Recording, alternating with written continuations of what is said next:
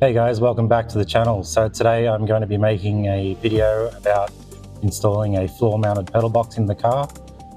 So I've got the seat mounted now and I've got the steering in.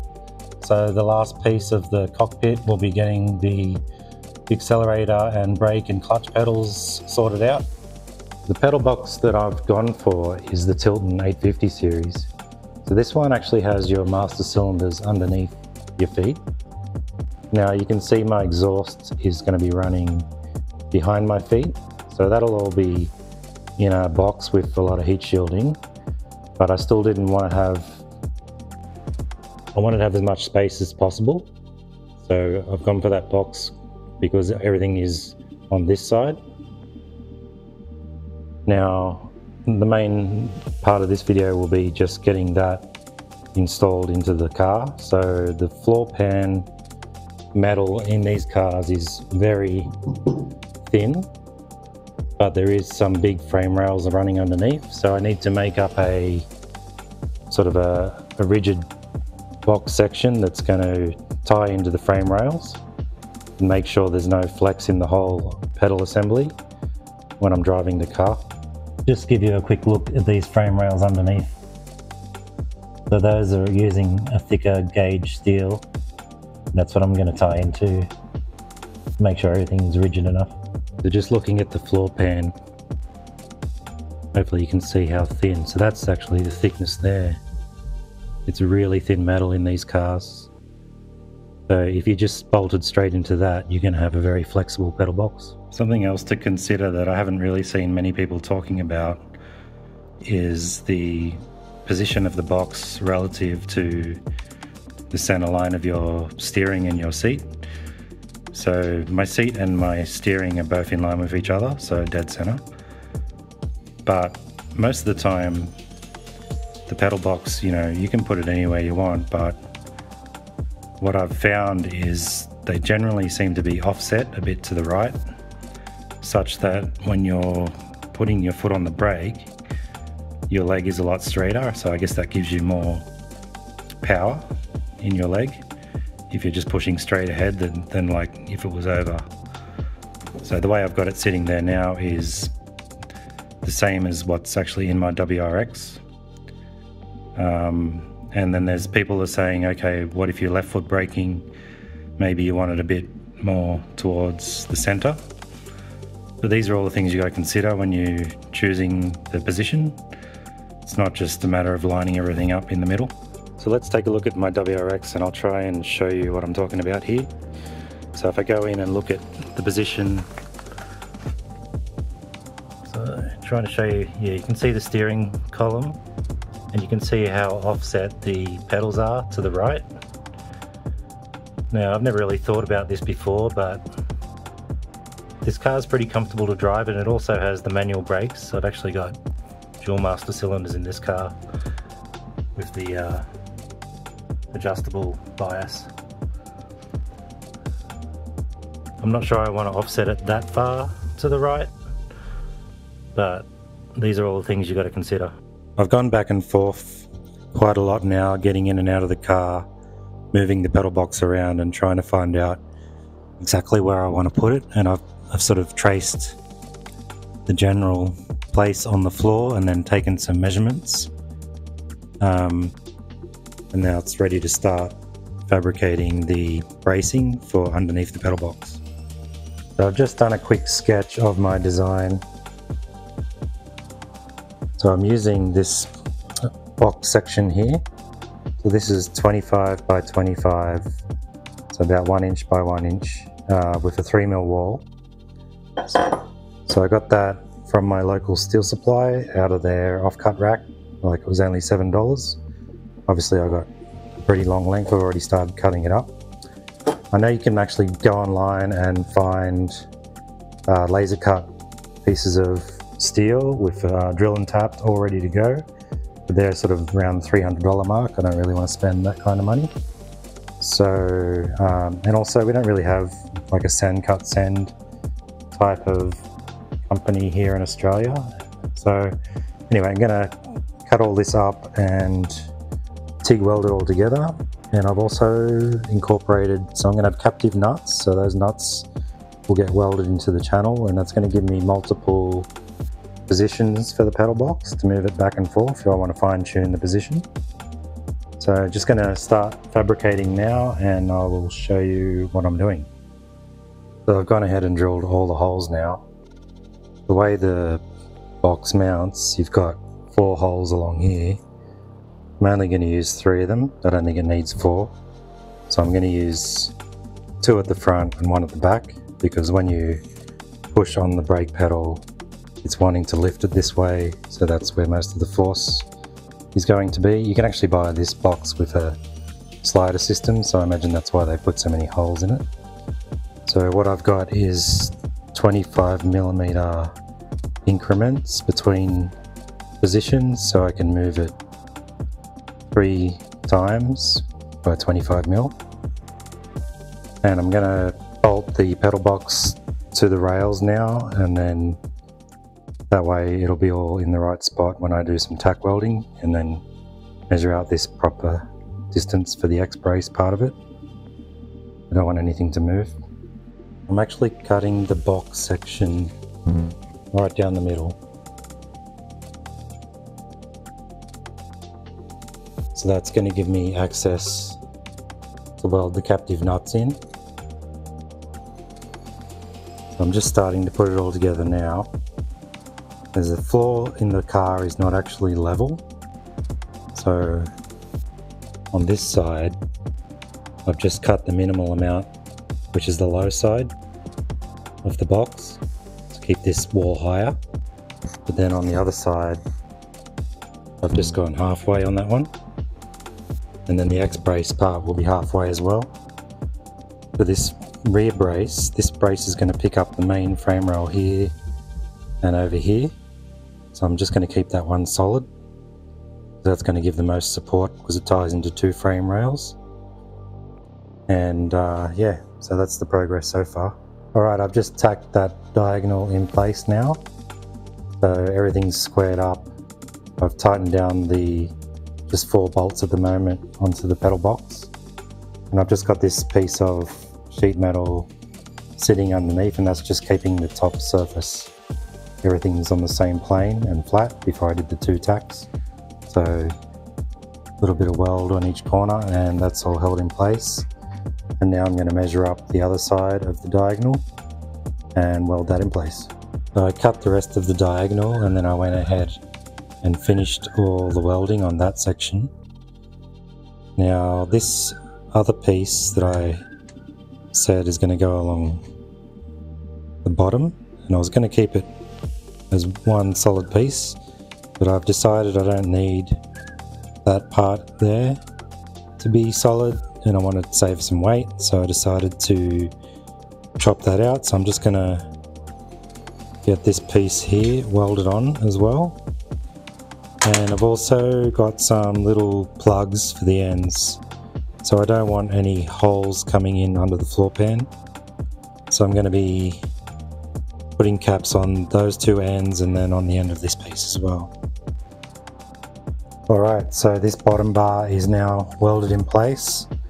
I ended up adding another bar at the top here just to keep it, I guess, a bit stiffer along the top. So that's all finished, and I've also gone ahead and put the captive nuts all the way along, so each hole has a nut welded in the bottom.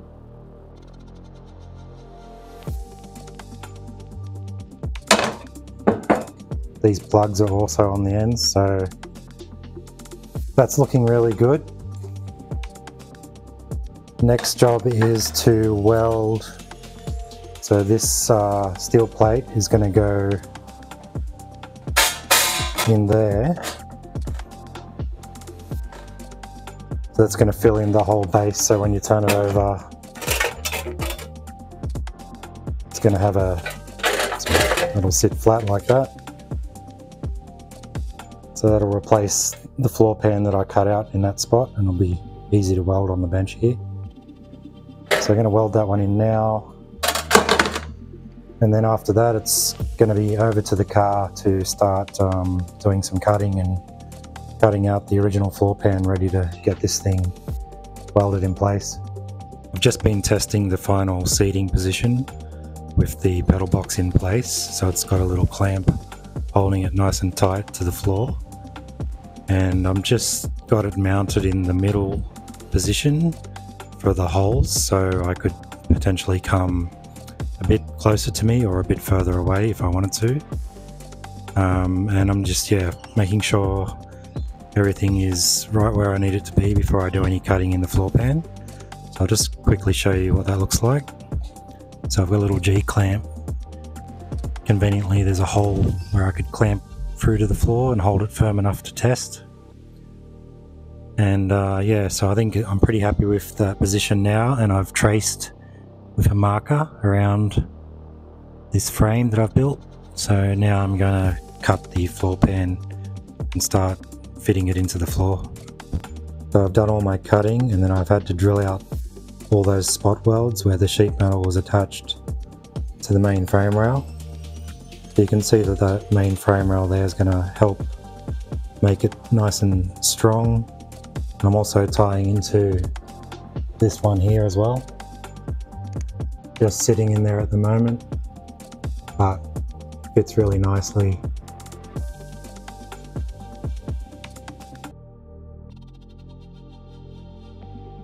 I'm going to have to clean all the paint away from the floor pan where I need to weld it, and then tie it into the main frame rail from underneath.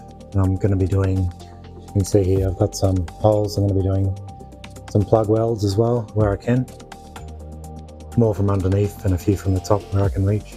I'm ready to start welding now, but I'm going to do some test pieces first, because the sheet metal in the car, this is the bit I cut out, is extremely thin. So it's, I haven't actually measured it, but it's less than 1 millimeter thick, so it's really easy to blow holes in that with the MIG welder, especially when you're trying to join to 2 mil. The steel I've used for the brace is 2 millimeter thick. So what I've got now is just a bit of this scrap sheet metal from the floor pan, and I've just been testing 2 different ways of removing the paint ready for welding. So on this side I've gone ahead and used one of these steel brush, twisted brush on the angle grinder, and then on the other side I tested this. This one's pretty worn out, but it's basically one of these paint removing discs. So ideally I want to remove just the paint and no metal, because it's already thin enough. So I want to try and keep the metal in the floor pan as thick as possible. So I found the steel brush has done a better job of that, even though I really don't like using these. They're pretty sketchy. Like, it's got to wear all your safety gear, because these bits of stainless steel can fly off and embed themselves into your skin. But anyway, so I've got a bit of the same metal that I've used for the brace and a bit of the floor pan, and I'm just going to go through all my MIG welder settings and see if I can find a setting that will join 2 millimeter steel to less than 1 millimeter steel without blowing holes in it, but still give me a nice strong weld.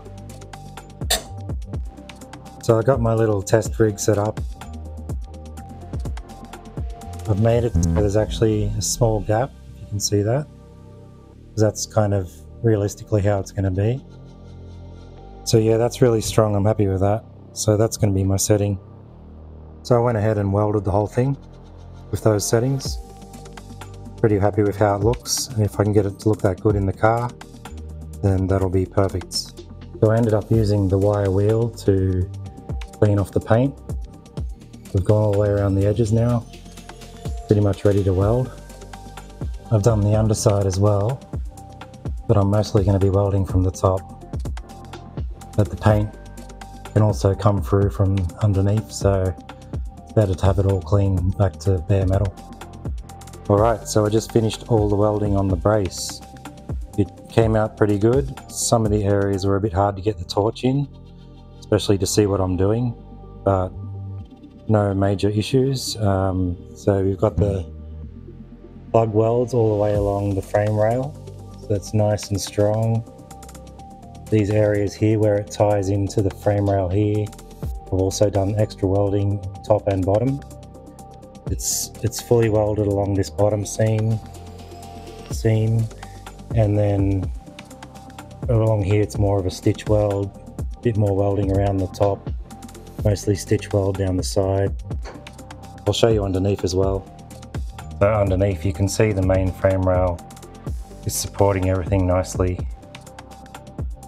I've also tapped into this rail here, extra welds here, top and bottom. Definitely going to be really strong, and yeah, you can see also all the captive nuts. So we've got 3 positions, about 25 millimeters or an inch spacing to move the pedal box back and forwards, and you don't have to get under the car and try and find the other end of the bolt. And eventually there's going to be a flat bottom anyway, so this will be pretty much impossible to access. Whenever I finish part of the car, I always put a bit of this zinc-rich primer on top of the bare metal so it doesn't go all rusty. Mostly because it's a long-term build and I don't want to come into the garage and see surface rust on everything. It's kind of demotivating, so a little bit of primer on there while it's all nice and clean and bare metal, and now I'm ready to bolt the pedal box in and see how it feels with the steering and everything in place. Just testing how it feels. Pretty happy with that.